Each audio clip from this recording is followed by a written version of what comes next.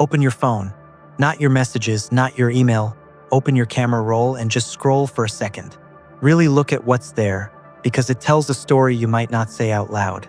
Selfies, random screenshots, places you barely remember, and then there they are, over and over again.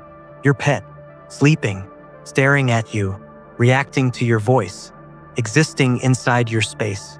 And maybe you've said it before, confidently, I don't want kids. And maybe that's true, at least in the way the world defines it. But your phone tells a quieter truth, because people don't document what doesn't matter.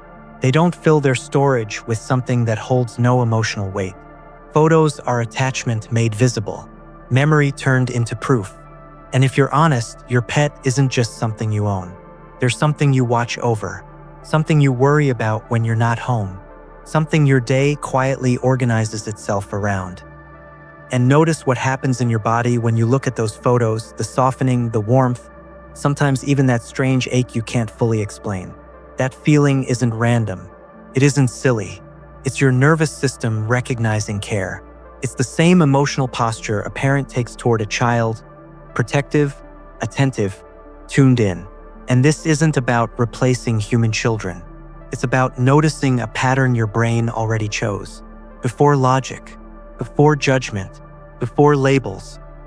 Your system decided, this being matters, this being is mine. And the real question isn't why you love them so much. The real question is what part of you needed a bond like this in the first place. Because long before you ever used the words pet parent, your brain had already made the decision. It didn't ask for permission. It simply responded. When you look into their eyes and feel that rush of warmth, your body releases oxytocin, the same bonding hormone that connects parent and child. This isn't poetry. It's biology. Your nervous system doesn't care about species. It cares about safety, proximity, and repetition. Care plus presence equals bonding. And you have both. Every feeding, every walk, every time you wake up to a sound at night and check on them, your brain logs the same message again and again. This is family, and this happens below language. You didn't decide to feel responsible. Those feelings emerged because dependency is one of the strongest attachment triggers we have, which is why calling it pretend completely misses the point. Pretend is conscious. This is automatic. In some ways, this bond even forms more cleanly than many human ones. Human relationships require negotiation, interpretation, and constant emotional risk.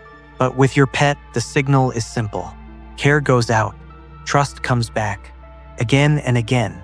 So when you say, they're like my child, you're not exaggerating.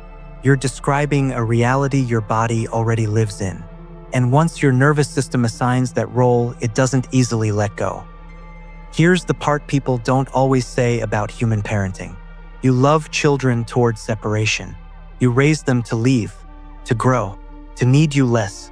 And that's healthy, but it also means every human parent-child bond carries a future loss inside it.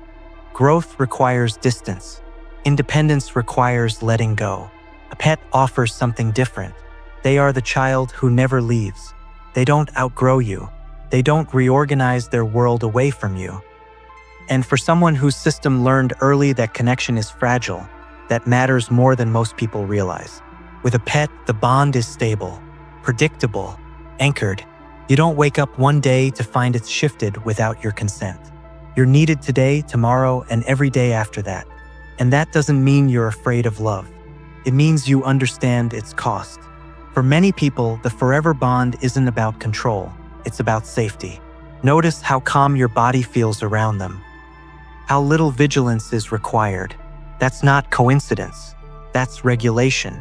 And then there's that overwhelming feeling sometimes, the urge to squeeze them, baby talk them, laugh for no reason. That's called cute aggression. It's your brain trying to regulate emotional overload. Pets trigger baby schema. Big eyes, round faces, clumsy movements. Signals that say protect this. Human children grow out of it. Pets never do. So your brain stays in caregiving mode. This is why people who don't want children can still feel intense parental instincts. The trigger isn't ideology, it's neurology. And sometimes love hurts because it's bigger than your system expects, especially if your history taught you that attachment requires vigilance. Pets remove that cost. No double meanings, no emotional scorekeeping, no fear of being misunderstood. And for people who grew up with inconsistency or emotional absence, this kind of bond becomes a secure base, one that doesn't erode with time or conflict. That's why dismissing it misses the truth entirely. People who bond deeply with pets often aren't lacking love. They have a surplus of it, caregiving energy that needs somewhere to go in a world that doesn't make nurturing easy anymore. A pet becomes not a substitute, but an adaptation, a way to love without being crushed by modern instability. And when loss happens, it cuts so deep because you're not just losing a companion. You're losing a role, one where you finally felt competent, protective, enough. Society may not name that grief, but your body does. Because attachment doesn't disappear when the body does. It rewires you. It stays with you. It shapes how you love, how you care, how you show up. And if you've ever spoken softly to your pet and said, "You're safe. I've got you," listen closely. Because for many people, that voice is something they're learning to give themselves. That's why this bond matters. Not because it replaces something, but because it heals something.